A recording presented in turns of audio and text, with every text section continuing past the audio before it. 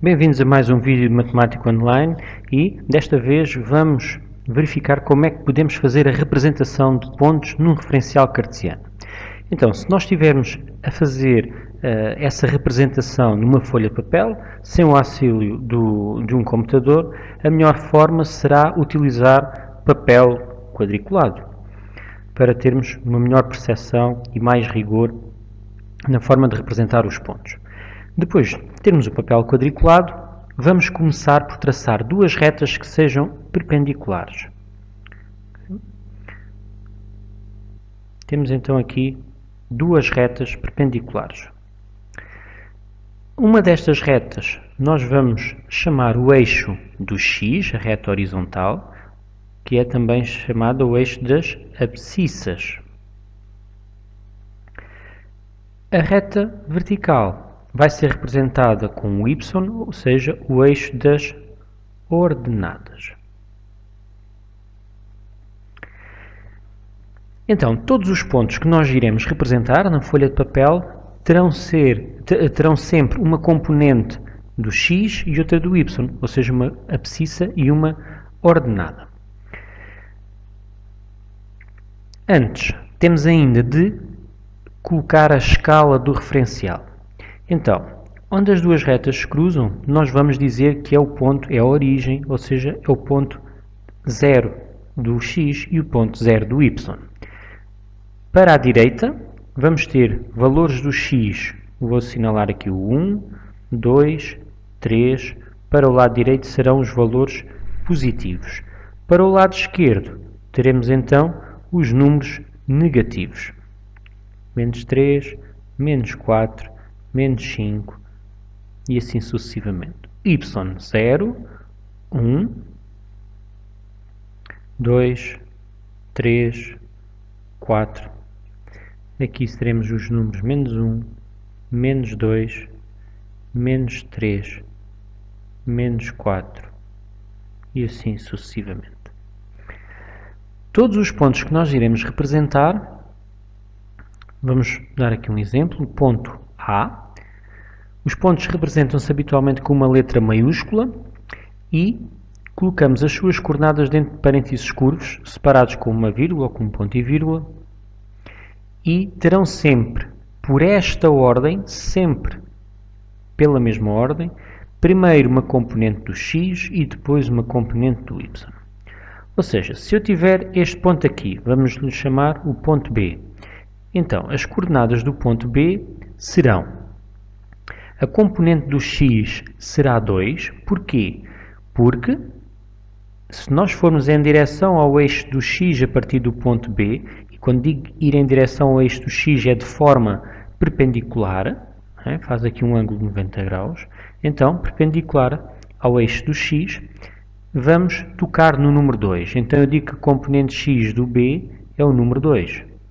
A componente do y, das ordenadas do ponto B, será o número 3. Então, neste caso, teremos que ir em direção ao eixo das ordenadas, também de forma perpendicular, e vamos coincidir com o ponto 3. Se tivermos este ponto aqui, chamar o ponto C, as coordenadas do ponto C serão, então, relativamente às abscissas, será o 3, e relativamente às ordenadas, será o número 2. Sempre primeiro o x e depois o y. Vamos, um ponto D. Vamos chamar aqui este o ponto D. Componente do x, 5. E a componente do y será o número 1. Não é necessário estar sempre a colocar as linhas a tracejar, é apenas uma mera orientação. Se eu tiver pontos deste lado, temos aqui o ponto E, então as coordenadas do ponto E serão menos 1, relativamente ao eixo das abscissas, menos 1, e o número 2 do y. 2. Este ponto aqui será o ponto F, e as coordenadas serão menos 2, 2. Não é? menos 2 na direção do x, 2 na direção do y. Se tivermos aqui um ponto, vamos chamar o ponto G. O ponto G, as coordenadas serão, ora, em direção ao eixo das abscissas, ele já está em cima do eixo das abscissas e coincide com o ponto com o número menos 2. Então, menos 2 é a abscissa. Relativamente às ordenadas, então se formos em direção ao eixo das ordenadas, vamos tocar no ponto 0. Então, 0 do y. Um ponto que esteja aqui em cima. Vamos considerar este ponto aqui. O ponto H. As coordenadas do ponto H serão então, relativamente ao eixo do x, então se formos em direção ao eixo do x, vai tocar no valor 0. O eixo dos y, ora, ele já está em cima do eixo dos y e esse valor é 1. Então, sempre que nós tivermos um ponto em cima do eixo das abscissas, o seu valor, a sua componente da abscissa é sempre o valor onde está. E o y é sempre 0. Vamos ver aqui outro exemplo. Se eu tiver aqui um ponto, o ponto I.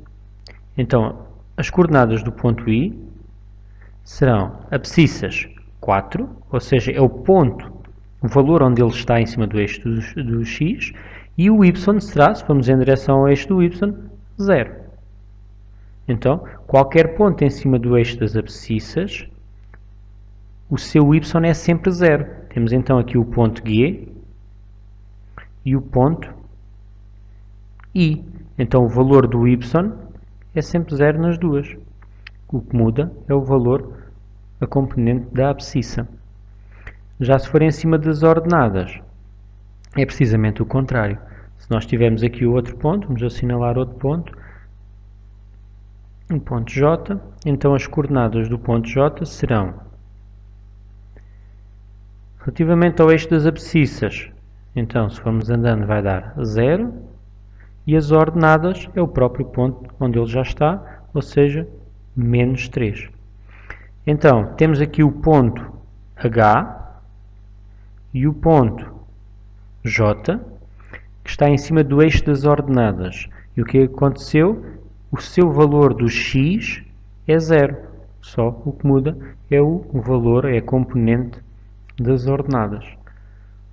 Um outro ponto que possa ser um pouco diferente será este ponto aqui, que é a origem do referencial. Se nós representarmos com uma letra K, então esse valor será 0, 0. 0 no x, 0 no y. Espero que dê para perceber e vão acompanhando os vídeos de Matemática Online.